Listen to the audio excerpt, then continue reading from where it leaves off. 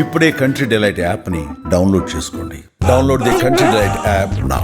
Sir ఇప్పుడు మీరు చెప్పిందంతా బాగుందండి. భార్య చనిపోయిన తర్వాత కడుపును పుట్టిన 3 పిల్లల్ని కాదని ఏ తండ్రి అయినా పని మనిషి పేరు మీద ప్రాపర్టీస్ మొత్తం రాసేసి ఉరేసుకొని చనిపోవాల్సిన పరిస్థితి ఎందుకు వచ్చిందంటే ఒక్కదానికి సమాధానం చెప్పండి. మీనాక్షి అనే అమ్మాయి మాకు 2003-2004 అని ఇఫ్ ఐమ్ నాట్ రాంగ్. మా అమ్మ పడిపోయినప్పుడు మా ఇంట్లో పనోళ్ళు వచ్చి వెళ్ళారు. అప్పుడు లక్ష్మి అని ఒక ఆవిడ వచ్చింది. తను ఆల్మోస్ట్ 6 years ఉంది. నేను అదే లెక్క పెడుతున్నా. 2007-2006 నుండి 2002-2003 వరకు ఉంది. వెళ్ళిపోయిన తర్వాత ఆ టైంలో తను వచ్చింది మీనాక్షి. చాలా మంది వచ్చేది, తర్వాత మీనాక్షి వచ్చింది. అప్పుడు మా అమ్మని చూసుకునేది తను బాగా చూసుకుంటుంది. రాత్రిపూట లేపిన 1 గంట నేను లేస్తాను టక్మని రే అని పిలిస్తే నేను లేస్తాను. లేచినప్పుడు తను మీనాక్షి చూడంటే నేను చూస్తా తను కరెక్ట్ చూస్తుందా లేదా, నీళ్లు కావాలా, యూరినా, అదే అలా మాతో పాటు 6 years ఉంది. అమ్మతోటి నాన్నతోటి 6 years మాతో పాటు ఉండేది. ఉండిన తర్వాత నేను ఎప్పుడైతే బయటికి వెళ్ళిపోయానో ఇంకా అమ్మ చనిపోయిన తర్వాత వరకు ఉంది తను. తర్వాత ఏంటంటే నానేమో లేదురా నేను షూటింగ్స్కి వెళ్తాను, నేను టెన్నిస్కి వెళ్తాను, డైరెక్షన్ అది ఇది, నాకు కొంచెం ప్రైవసీ కావాలరా అని ఆ రోజు మాట అన్నాడు. మనకి తెలిసినంత ఇన్ఫర్మేషన్ వరకు ఏంటంటే maybe he wanted to help her to settle down in life. తను కూడా ఏదో ఒక ఇల్లు కావాలని ఏదో అడిగిందని విన్నాము. బట్ మాకైతే ఏం చెప్పలేదు. బట్ ఏ రోజైతే ఆ డెసిషన్ తీసుకున్నారో ఆ అక్క పిలిస్తే పనమ్మాయి కావాలని అంటే తను అప్పుడు పంపిస్తే తను వెళ్ళింది. ఒక 1/2 hour 45 minutesలో he took the decision. Bond papers బ్యాంక్లో ఉన్నాయి, డబ్బులు ఉంది. Meenakshi do not disturb Meenakshi అని ఏదో రాశారు అక్కడ గోడ మీద దేవుడిది ఇది ఉంటుంది అక్కడ, దానిపైన రాశారు డు నాట్ డిస్టర్బ్ మీనాక్షి అని చెప్పి ఏదో రాశారు. అంటే మీరు అంతకుముందు ఆమె కొట్టారనేది ఉంది. ఎందుకు కొడితే ఆవిడ కాళ్ళ పని పడి దండం పెట్టాను నేను. మా అమ్మని ఇంత బాగా చూసుకున్నందుకు, మా నాన్న ఎంత బాగా చూసుకున్నందుకు. ఆవిడకి ఏదో డబ్బులు ఇవ్వాలంటే ఆ డబ్బులు ఇచ్చి ఆవిడ ఇంటి దగ్గర దింపి కాళ్ళ మీద పడి నేను దండం పెట్టాను. చాలా నీ రుణం నేను తీర్చుకోలేను, కొడుకుగా నేను ఎంత చేసుకోవాలనుకున్నానో నా ప్లేస్లో నువ్వు చేసావు, ఐఎమ్ వెరీ వెరీ థ్యాంక్ఫుల్ అని చెప్పి అది రాసేసి వంటగదిలో చేసుకున్నారు. వంటగదిలో ఆయన ఎందుకు వంటగది అంటే అక్కడ మంచి స్పేస్, ఆయన మంచి టాల్ కదా, హైట్ కదా, కాబట్టి అక్కడ స్టూల్ వేసుకొని అవన్నీ రాసి పెట్టేసి బాగా ఒక ఇదిలా యూలా ఉంటుంది కదా మన అయన్ది, దానికి తాడేసుకొని చక్కగా ప్లాన్ చేసుకొని ఊరేసుకున్నారు. That is what happened. దాని తర్వాత ఇప్పుడు సింగిల్ గా ఉంటారు కదా, వన్ డే అయిందా ఆయన చూడటానికి? వన్ డే అయిందా హ్యాంగ్ చేసుకొని లోపల చనిపోయి ఉన్నారు?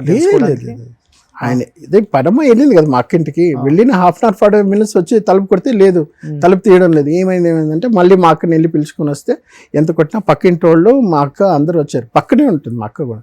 వచ్చి తలుపు కొట్టి అన్ని బద్దలు కొట్టి చూస్తేనేమో అదే 1/2 hour 45 minutes 1 hour మ్యాక్సిమం లోపల వచ్చి చూసి మళ్ళీ దాని తర్వాత చూస్తేనేమో ప్రెస్లో వాళ్ళ కొడుకు వల్ల ఆయన చనిపోయాడు, వాళ్ళ కొడుకే చంపేశాడు, కూతుర్లు చంపేశారు, ఎవరిని పట్టించుకోలేదు, రోడ్డు పైన వదిలేస్తారు, డబ్బు లేకుండా అడుక్కొని తిన్నారు, తాగుబోతు అయిపోయాడు, పనమ్మాయిని ఉంచుకున్నారు. అయ్యో ఎన్నో ఉంటాయి కదా, అవి మనం చదువుకున్న వాళ్ళం కాబట్టి we know about how people talk. Last year కూడా ఒక దీని గురించి ఒక ఆయన పోలీస్ ఆయన దగ్గరికి వెళ్ళి నా ల్యాండ్ డిస్ప్యూట్ అని మాట్లాడుతుంటే ఆయన అంటున్నాడు, రంగనాథ్ గారి కొడుకండి వాళ్ళ నాన్నని సరిగ్గా చూసుకోకుండా తనే చంపేసుకున్నాడు, ఏదో చేశాడు అన్నట్టు అలా చులకన మాట్లాడారు sir. But okay, we have to face it కదా. ఆయన ఆ రోజున లేదన్నా అవంతా కుదరదు, మీరు నాతోటే ఉండండి అని ఉంటే ఇట్ వాస్ డిఫరెంట్గా ఉండేది.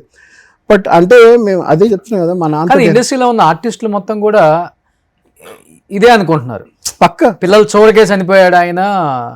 ఆవిడ శివపార్వతి అని ఆవిడ కూడా మా ఇంటికి వచ్చారు, నేను కలిసి కూడా మీ ఇంటర్వ్యూలో కూడా ఆవిడ మాట్లాడారు. ఐ వాజ్ ఎక్స్పెక్టింగ్ ఏమన్నా నాతో మాట్లాడారు, నన్ను కలిశారు, చూశారు. శ్రీహరి గారు వచ్చారు మా ఇంటికి, అంటే మా అమ్మ చనిపోయిన తర్వాత కలిశారు.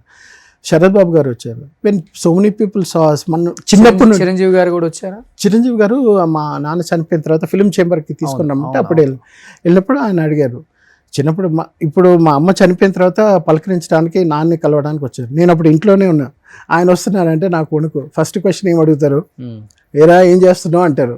ఆ ప్రేమ అభిమానం ఉంటుంది కదా. చిన్నప్పుడు నన్ను అడిగారు, ఎవరా నీకు ఇష్టమైన హీరో అంటే నేను మా నాన్నని చూస్తున్నా. అప్పుడు చూస్తున్నా, నేనేం చెప్పరా రే అన్నారు. మీరే అంకుల్, నాకు చాలా ఇష్టం అంకుల్ అన్నారు. సో కాంబినేషన్ చాలా బాగుంటుంది. చిరంజీవి గారిది రంగనాథ్ గారి కాంబినేషన్ ఎన్ని సినిమాలు చాలా. కానీ ఎన్నిసార్లు ఏడ్చుంటారు 4 గోళ్ల మధ్య? అది చెప్పుకోలేం కదా మనం, అదే ప్రాబ్లం. ఇప్పుడు మనం చెప్తే ఏమంటారంటే, ఎందుకంటే అమ్మ చనిపోయింది, నాన్న చనిపోయాడు, కట్టుకున్న భార్య చిన్న ఏజ్ లోనే చనిపోయింది. ఇప్పుడు ఎవరు లేరు నాకు చెప్పుకోవడం. కళ్ళ ముందే ముగ్గురిని కోల్పోయారు కదా. ఇప్పుడు మా అత్తగారు మామగారు కూడా పోయారు 2016లో. 2019లో మా 17లో మా మామగారు పోయారు, 19లో మా అత్తగారు పోయారు. సో నాకంటూ వైఫ్ చెప్పుకోవడం ఎప్పుడు చనిపోయారు? లాస్ట్ ఇయర్ చనిపోయింది. తను ఎందుకు చనిపోయారు అసలుకి? అది తను చెప్పే కదా, సైకలాజికల్గా psychiatric patient 8 times 9 times suicide attempt చేసి మా నాన్న వచ్చి చూసి ఏమైందిరా అంటే తెలియదు నాన్న అని చెప్పి, వాళ్ళ సొంత బాబాయ్ ఉన్నారు ప్రసాద్ రావు అని, ఆయన కూడా చిరంజీవి గారికి సైకాట్రిక్ దీనికి కూడా అంటే కౌన్సిలింగ్ కానీ దేనికైనా ఆల్ ఓవర్ వరల్డ్ కూడా ఆయన వెళ్ళేసి వస్తారు. ప్రజారాజ్యం పార్టీ పెట్టినప్పుడు స్ట్రెస్ కూడా ఉండేటప్పుడు చిరంజీవి గారికి కూడా హీ హాస్ డన్ అంటే సంథింగ్. సూసైడ్ చేసుకోవాలని చేసుకుంటుంటారా ఆమె? వస్తుందా థాట్స్ వస్తుండే? ఆ థాట్స్ ఏంటంటే ప్రతి చిన్న వాటికి బాధపడడం, భయపడడం, బెదిరిపోవడం, ఇంకా అయిపోయింది మన లైఫ్ అయిపోయింది, ఇంకా మనం బ్రతకూడదు అని టాబ్లెట్స్ ఎక్కువ తీసేసుకోవడం, లేకపోతే ఇలాగే చేయడం వల్ల ప్రతిసారి తీసుకుని వెళ్ళడం, హాస్పిటల్లో చేర్చడం, మళ్ళీ తన్ని ఇంకా ఏం చేయలేమంటే మళ్ళీ suicide attempt 8-9 times. 10th time 10th time ఇప్పుడు ఏంటంటే డోస్ కొంచెం ఎక్కువ అయిపోయింది, మళ్ళీ హాస్పిటల్ తీసుకుని వెళ్ళాం. We couldn't save. ఎంత ఏజ్ ఉంటుంది ఆమెకి? తనకు 43-44 అంతే. ఇన్ని కష్టాలు, తండ్రి, తల్లి, భార్య, అత్త, మా ఇంతమంది కోల్పోయి ఒంటరిగా నా కొడుకుతోటి వాళ్ళు నేను బ్రతుకున్నానంటే దానికి మా బాబాయ్ పిన్ని రే నీకేం కాదు రారా చూసుకుంటా అని, వాళ్ళు ఇద్దరు ఫ్రెండ్స్ హరీష్ రవి అని చెప్పి, రవి అయితే పాపం రోజు మాట్లాడుతూ ఉంటాడు, అడుగుతా నేను డల్ అయిపోతా ఏమైందంటే, మా ఇంకోవాడు ఏంటంటే నీకేంట్రా ప్రాబ్లం, ఫైనాన్షియల్ ప్రాబ్లమ్, అది అక్కడ నుండి ఇక్కడికి వచ్చేసావు, కొత్త లైఫ్ స్టార్ట్ చేయకపోతే, సినిమాలు అంటే మీకు తెలుసు కదా కృష్ణానగర్ కష్టాలు, సో ఛాన్సెస్ కోసం వెతకడం. కలిసారు ఎప్పుడన్నా చిరంజీవి గారిని మళ్ళీ తర్వాత? లాస్ట్ ఇయర్ నేను కలిసాను. ఇది సార్ జరిగింది లేదు, మాట్లాడడానికి నాకు మాట్లాడడానికి టైం దొరకలేదు. ఆయన చూసే నాకు బాగున్నా అనేసి వెళ్ళిపోయారు ఆయన. నేను మా బాబాయ్ అన్నపూర్ణ స్టూడియోస్లో మన ఇది జరుగుతుంది, విశ్వాంబర షూటింగ్ జరుగుతుంది. ఆయన 14 days తర్వాత ఒంట్లో బాగాలేదని అప్పుడు వచ్చారు. ఆయన వచ్చిన తర్వాత షూటింగ్ జరుగుతుందంటే ఇంకా ఆయన డిస్టర్బ్ చేయకూడదని వదిలేశాను. తర్వాత అప్పుడు అనిల్ రావుపూడి గారు, దిల్ రాజు సంక్రాంతికి వస్తున్నాం అనేది అప్పుడు షూటింగ్ జరుగుతుంది ఒక సెట్లో. నేను వెంకటేష్ గారిని కలవలేదు, అనిల్ రావుపూడి ఎవరిని కలవలేదు, ఓన్లీ ఆయన ఒక్కరి కోసం వచ్చాను నేను అప్పుడు. సరే పెద్ద ఆయన ఫస్ట్ ఆయన చూసిన తర్వాత చెప్పి దాని తర్వాత మిగతా వాళ్ళని కలుగుతాని అంతవరకు వెయిట్ చేశారు. ఇంతవరకు ఇండస్ట్రీలో కూడా ఎవరికి చెప్పలేదు, ఇది చాలా మంది తెలీదు. ఫస్ట్ టైం అట్లీస్ట్ చూసిన వాళ్ళు ప్రతి ఒక్కళ్ళు రంగనాథ్ గారిని ఎంత ప్రేమించారో వాళ్ళ అబ్బాయి నాగు గారిని కూడా అంతే విధంగా ప్రేమించండి. అదే హైటు, అదే వెయిట్, అదే ఫిజిక్, అదే టాలెంట్ ఉంది, మంచి అన్న పాత్రలకి, నాన్న పాత్రలకి. సో ఆయన మీరు తీసుకుంటే నిజంగా ఆయన ఎక్కడున్నా కానీ పైనుంచి చాలా చాలా హ్యాపీగా ఫీల్ అవుతారు కొడుకు సక్సెస్ని చూసి. ప్లీజ్ ఇండస్ట్రీకి నేను రిక్వెస్ట్ చేస్తున్నాను, యా ప్లీజ్ చెప్పండి. సో అందుకనేసి మొన్న నేను లాస్ట్ ఇయర్ సముద్ర గారు ఛాన్స్ ఇచ్చారు, వెళ్తే ఇస్తానని చెప్పి ఒకే సినిమాలో Part 1 Part 2 pan India cinema Varadaraju Govind అని చెప్పి ఫస్ట్ హాఫ్లో వచ్చేసి నేను ఒక గుండాకి నవీన్ గౌడ్ గారు అని ఉన్నారు, ఆయనకి నేను సెక్రటరీ లాగా, Part 2లో వచ్చేసి నేను ఒక ప్రొఫెసర్ లాగా. సో ఇవి రెండు డిఫరెంట్గా వస్తే ఆయన సీఎం రాజు ఒక ఆయన డబ్బింగ్ చెప్తారు. ఓకే, ఆర్సీఎం రాజు. ఆర్సీఎం రాజు ఆయన బాగా ఇది ఎవరో ఫ్రెష్ ఫేస్ చాలా బాగుంది అని చెప్పేసి కాంప్లిమెంట్ ఇచ్చింది. సముద్ర గారు చెప్పారు, నాగేంద్ర మీకు మంచి కాంప్లిమెంట్ ఉంది, ఈయన ఆర్సీఎం రాజు గారు చెప్పారు ఇలాగా. సో ఆయన చెప్పారంటే somewhere you have potential to act. Obviously మీ బ్లడ్లో ఉంది కాబట్టి యాక్టింగ్ అనేది చేయొచ్చు. ప్లస్ ఇప్పుడు మీరు చూడడానికి కూడా మీ ఫాదర్ లాగా ఉన్నారు, శాంతి నివాసంలో మీ ఫాదర్ లా ఉన్నారు, అది అని చెప్పేసరికి ఓకే నమ్మకం వచ్చింది. ఇప్పుడు అసలు నాన్నది ఏం రూపాయి కూడా లేదు మీ దగ్గర? చిన్నప్పుడు చనిపోయిన తర్వాత కొంత ప్రాపర్టీస్ ఎక్కడ ఉన్నాయో, డాక్యుమెంట్స్ ఏమైనా ఉన్నాయో అని చూస్తాం కదా ఇంట్లో మనం. ఇప్పుడు జీరోనా? లేదు, జీరో. నాన్న కూడా అద్దెకే ఉన్నారా? సొంత ఇల్లు కూడా లేదు చనిపోయే టైం? లేదు, గాంధీనగర్లో ఉండేవారు అద్దెకి. సో అందుకనేసి ఇప్పుడు ఏదైనా చేయాలి, మనం తప్పేం చేయలేదు. నేనైతే కొంచెం కుక్కలు అంటే ఇష్టం అని చెప్పి ఒక 20 lakhs 30 lakhs ఇన్వెస్ట్ చేసి కుక్కలు మళ్ళీ అదే పిచ్చి ఎవడి పిచ్చి వాళ్ళకని కొన్నారా? కొన్ని ఫారిన్ నుండి తెప్పించి వాటిని షోస్కి తీసుకెళ్ళి మళ్ళీ బ్రీడింగ్ చేసి ఒక పిల్ల 1,50,000 2 లక్షలకు అమ్మిన రోజులు ఉన్నాయి. అదేదో ఫన్ కోసం చేసాం. ఆవిడకి కూడా కుక్కలు అంటే ఇష్టం, తను చూసుకుంటుంది, టైం పాస్ అవుతుంది, తనకు అలాంటి డైవర్షన్ ప్రాబ్లం ఇది ఉండకూడదు అనేసి ఇది పెట్టాం. బట్ ఏంటంటే అవి ఉండి చూసుకోలేక బెంగళూరులో అక్కడ నుండి వచ్చేసాం. ఇది పరిస్థితి. సో ప్రెసెంట్ అయితే హైదరాబాద్ లో ఉంటున్నారు. ఇంకా ప్రెసెంట్ లో ఇక్కడే సినిమా వేట ఆఫర్ లో ఒకటి వచ్చి వరదరాజు గోవిందం అయింది, ఇంకోటి 1986 వంగవీటి రంగా అని చెప్పేసి అందులో చిన్న క్యామియో రోల్. తర్వాత ఈటీవీలో బొమ్మరిల్లు అని ఒక ఎపిసోడ్ వచ్చేసాను, సీరియల్. సో ఇప్పుడు ఏంటంటే మనకి ఇప్పుడు నాకు కొత్త కదా యాక్టింగ్, ఎలా డైలాగ్ డెలివరీ భయం అయితే లేదు, కెమెరా ఫియర్ లేదు, కానీ నాకు సెన్స్ ఆఫ్ హ్యూమర్ చాలా బాగుంది. అది నేను చెప్తే బాగుంటుంది కానీ చూపిస్తే బాగుంటుంది కాబట్టి నాన్నగారి డైలాగ్స్ ఏమైనా గుర్తున్నాయా మీకు? నాన్నగారి డిక్షన్ చాలా బాగుంటుందండి, చాలా బాగుంటుంది. ఎక్స్ట్రాడినరీ, ఎవ్వరు మ్యాచ్ చేయలేరు. ఆయన వాయిస్ బేస్ కూడా కృష్ణరాజు గారిది ఎలా ఉంటుంది వాయిస్, సో ఈక్వల్గా ఉంటుంది. వాళ్ళిద్దరూ అలా పోటాపోటీగా ఉంటుంది వాళ్ళిద్దరు స్క్రీన్ మీద. ఒకసారి కృష్ణరాజు గారు కంప్లైంట్ చేశారు మా నాన్నకి, ఏంటి రంగా నువ్వు అనుకొని మీ రిలేటివ్స్ ఒక ఆవిడ వచ్చి నా వీపు బాధేసిందిరా అన్నారు. ఏమైందంటే ఒకసారి ప్లాట్ఫామ్లో ట్రైన్ ఎక్కుతుంటే వెనకాల ఒకే హైట్ ఉంటారు ఇద్దరు కదా, శరత్ బాబు గారు ఈయన కృష్ణరాజు గారు, మా నాన్న ఒకే హైట్, మంచి size, personality. So white version వచ్చి ఈయన శరత్ బాబు, బ్లాక్ డార్క్ వర్షన్ వచ్చి మా నాన్న. ఆ తల అయినా, జబ్బలైనా, బాడీ అయినా ఫుల్ సాలిడ్ పీపుల్ వాళ్ళు. సో ఒకసారి నన్ను కొట్టేసింది రంగా, ఏంటిది మీ రిలేటివ్స్ కొంచెం చెప్పు కొట్టదని. రంగా అని చెప్పి వీపీ దాని మీద కొట్టిందంట ఆవిడ. ఎవర్రా మనల్ని కొట్టేవాళ్ళని చూస్తే, రంగా నువ్వు కాదా, మీరెవరండి అంటే నేను కృష్ణరాజు అన్నారంట. సారీ అండి మా రంగనాథ్ అనుకున్నాం మేము అని సారీ చెప్పారు వాళ్ళు. ఓకే, నాన్నది ఏదైనా డైలాగ్స్ గుర్తున్నాయండి మీకు? లేదండి. ఇప్పుడు మా నాన్న ప్రాక్టీస్ చేయటము, ఇప్పుడు మా నాన్నది నేను చెప్పకూడదు ఎందుకంటే ఆయన వాయిస్ తో విన్న ఆడియన్స్ ఉంది.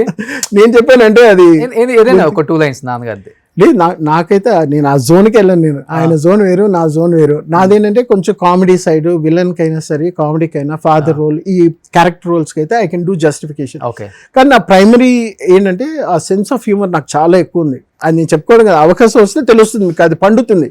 ఎందుకంటే ఒక సీన్ లో ఒకరు వచ్చినప్పుడు వారు మాట్లాడుతుంటే ఏం చెప్తే అవతల మనిషికి, ఇప్పుడు ఆడియన్స్ పాయింట్ ఆఫ్ వ్యూలో మనం ఇలా చూస్తాం, చూసేటప్పుడు వాడి బాడీ లాంగ్వేజ్లో అయినా సరే, లేదా వాడు చెప్పే డైలాగ్ డెలివరీలో అయినా సరే, ఇచ్చే గ్యాప్లో అయినా, ఒక పదం చెప్పేటప్పుడు ఒక గ్యాప్ ఇస్తే మనం ఏదో ఊహించుకుంటాం. సో ఇవన్నీ నాకు చాలా బాగుంది ఐడియా. సో కాబట్టి ఏంటంటే వచ్చానంటే I can do that magic of comedy on the screen, లేదా జనరల్ క్యారెక్టర్ రోల్స్ చేయడానికి ఉంటుంది అనేసి దానికి హ్యూమర్ బాగుంటే మన అనిల్ రావిపూడి గారు లాంటి షూర్ డెఫినెట్ ఆయన చేతిలో పడితే షూర్ డెఫినెట్ సో మంచి వజ్రంలా తయారు చేసుకుంటారు. అది నాకు ఆపర్చునిటీలా ఉంటుంది. ఎందుకంటే నేను ఎందుకు చెప్తున్నానంటే మా ఇంట్లో మా నాన్న అయితే పడి నవ్వేవారు నా సెన్స్ ఆఫ్ హ్యూమర్కి. మా నాన్న దేనికి నవ్వరు, దేవుడి దిగి వచ్చినా, జంధ్యాల గారు వచ్చినా కూడా నవ్వరు, చెప్పండి అని ఇలా కూర్చుంటారు. అలాంటిది మా నాన్నని నవ్వించగలను. ఆయన సినిమాల్లో కూడా అంతేనే, గంభీరంగా నవ్వేదే లేదు ఆయన. అవును, అసలు పోలీస్ డ్రెస్ చేస్తే ఎలా ఉంటారు ఆయన, మెగ్నానిమస్, గంభీరంగా ఉంటారు. చిరంజీవి గారు నాన్నగారి కాంబినేషన్ లో మీకు నచ్చిన సినిమా అంటే? నచ్చిన సినిమా అంటే ఒకటి ఖైదీ, అది ఎవర్ గ్రీన్ ఖైదీ. తర్వాత లవ్ ఇన్ సింగపూర్. అదేంటంటే వాళ్ళిద్దరు బ్రదర్స్ లాగా చాలా బాగుంటుంది, ఇద్దరికి కోపంగా ఉంటుంది, తర్వాత వాళ్ళు తెలుసుకుంటారు బ్రదర్స్ అండ్ లాస్ట్ లో. అవును, బట్ అది లవ్ ఇన్ సింగపూర్ చాలా ఇష్టం నాకు. వెంకటేష్ గారి కాంబినేషన్ లో, వెంకటేష్ గారి కాంబినేషన్ లో నాన్న చెప్పింది ఏంటంటే, ఈ ఒక సినిమా వచ్చింది చూడండి, పవన్ కళ్యాణ్ గారు, వెంకటేష్ గారు, మా నాన్న కూడా జడ్జిగా చేశారు అందులో, గోపాల. అప్పుడు వెంకటేష్ గారు, అప్పుడు ఏంటంటే వెంకటేష్ గారు ఫస్ట్ సినిమాలో మా నాన్న యాక్ట్ చేశారు కదా, కలియుగ పాండవులు అందులో. అప్పుడు హీజ్ అ న్యూ కమర్, ఇప్పుడు నేను ఎలా న్యూ కమరో ఆయన న్యూ కమర్. సో అదే నాన్నతో చెప్పినప్పుడు 2015లో చనిపోకముందు అప్పుడు చెప్పారు, వెంకటేష్ని కలిసాను, వెంకటేష్ అడిగాడు ఇలాగా, ఇప్పుడు నేను యాక్టింగ్ బాగా చేస్తున్నా సార్, డైలాగ్ డెలివరీ ఎలా ఉంది చెప్పండి అంటే, గుడ్ వెరీ గుడ్ అని చెప్పాను. సో ఆయన ఏం మాట్లాడుకున్నారు అలాంటివి కొన్ని మాకు చెప్తా ఉంటారనమాట. సో అలాగా నాగార్జున గారి కాంబినేషన్ లో విక్కీ దాదా అని ఒక సినిమా యాక్ట్ చేశాను, అందులో ఆ టైంలో కూడా చెప్పారు. నాగేశ్వరరావు గారు, అదే నాగార్జున గారు, మా నాన్న అప్పుడు ఆ కాంబినేషన్ సీన్స్ నేను అడిగాను, ఎలా నాన్న అక్కినేని నాగేశ్వరరావు గారి కొడుకు ఎలాగా, మాకంతా కొత్త కదా అప్పుడు 80sలో. Good, he's a bright fellow, he's from America, ఇంకా రాణిస్తాడు చూడు, మరి ఎలా నాన్న లుక్స్ ఎలా ఉంది అంటే, లుక్స్ ఏంట్రా మారుతుంది, మేకప్ అనేది పడాలి, ఇండస్ట్రీకి వచ్చిన తర్వాత మేకప్ వేసి తీసి యాక్ట్ చేసిన తర్వాత ఆ ట్యూన్ ఇన్ అయిన తర్వాత ఫేస్ మారిపోతుంది ఆటోమేటిక్గా, దానికి టైం ఇవ్వాలి, అంతలోపల మన వాళ్ళు న్యూస్ పేపర్ వాళ్ళు చింపేస్తారు కదా అన్నారు. అలాగే చింపేశారు అందరినీ. సో ఇప్పుడు మీరు అల్లు అర్జున్ గారి గంగోత్రి తీసుకున్నా, ఇప్పుడు పుష్ప తీసుకున్నా, ట్రాన్స్ఫర్మేషన్ ఇట్ టేక్స్ టైం. ఇదంతా ఎందుకు చెప్తున్నానంటే, నేను ఇప్పుడు ఇండస్ట్రీలో రావాలి అని నేను సాక్షి శివ దగ్గర మాట్లాడినప్పుడు అన్నీ గీతోపదేశం చేశాను. మేము చిన్నప్పటి నుండి ఒకే దగ్గర పెరిగాను. నాకు మేకప్ పడిన తర్వాత మెల్లిగా ఫేస్ మారుతుంది, టోన్ సెట్ అవుతుంది. నువ్వు డైలాగ్స్ వచ్చినవన్నీ మీ నాన్నలా చెప్పేద్దాం, ఫస్ట్ సినిమాకి ఆస్కర్ అవార్డు తీసుకున్నా, అన్ని పెట్టుకోకు. రోషన్తో ఇంటర్వ్యూ జరిగింది, నువ్వు కూడా ఇల్లు అన్నారు. అంటే వెళ్తాను, కానీ శివ రోషన్ అడిగే ప్రశ్నలు మీకు తెలుసు కదా, ఏదో IAS IPS కూడా క్లియర్ చేసేస్తారు, నాకు అంత కాన్ఫిడెన్స్. ఆయన దగ్గరికి వెళ్తే ఎక్కడ అవును నాకు కరెక్టే, నేను కూడా కొన్ని లూజ్ చెప్పేసాను రా అన్నారు. అని తర్వాత అవును శివ, బికాస్ శివ గురించి మీకు తెలుసు కదా, అవునవును. Very nice person. Sakshi Rangarao గారు అబ్బాయి. సాక్షి రంగారావు, మేమంతా ఒకే ఏరియాలో ఉండేవాళ్ళం. వలసరవాకమా? ఆహా, సాలిగ్రామం. సాలిగ్రామం. మేమంతా ఒకే దగ్గర పెరిగి నేను శివ షటిల్ కాక్ ఆడేవాళ్ళం. అవునవును. టోర్నమెంట్స్ నైట్ అయితే శివ నేను వెళ్ళి పొట్టి ప్రసాద్ గారు ఫ్యామిలీ. కరెక్ట్. ఓకే. నేను శివ షటిల్ కాక్ చాలా ఆడేవాళ్ళం చిన్నప్పుడు. అలాగే బాగా పరిచయం. చెన్నై రారా వచ్చామంటే నేను పరిచయం చేస్తాను అంటే నో తెలుగు వచ్చినోనే మన సూపర్ స్టార్ తోపుతాం అని వచ్చాం. ఓకే. వచ్చి ఓహో రియాలిటీ ఇలా ఉంటుందా, ఎవరు పట్టించుకోరా, మనంగా వెళ్ళాలా, okay start from the scratch అనుకున్నా. సరే అన్ని అనుభవం ఉంది కాబట్టి నాన్న చూసాం, బాబాయ్ని చూసాం. మా బాబాయ్ వచ్చి 10,000 మా సినిమాలకి డబ్బింగ్ చెప్పారు. రవీంద్రనాథ్ అని. రవీంద్రనాథ్ గారు మా బాబాయ్, మా నాన్న సెకండ్ బ్రదర్. ఓ 10,000 సినిమాలు రజనీకాంత్కి, జాకీ చాన్కి వీళ్ళందరికీ డబ్బింగ్ ఎక్కడ మిస్ అయ్యాను నేను? డబ్బింగ్ ఆర్టిస్టులు అందరినీ చేశాను. రవీంద్ర గారిని ఎక్కడ మిస్ అయ్యాను నేను? ఆయన 2009లో చనిపోయారు. 2008, 2009లో చనిపోయారు. ఓకే. మా అమ్మ చనిపోయే ముందు చనిపోయారు.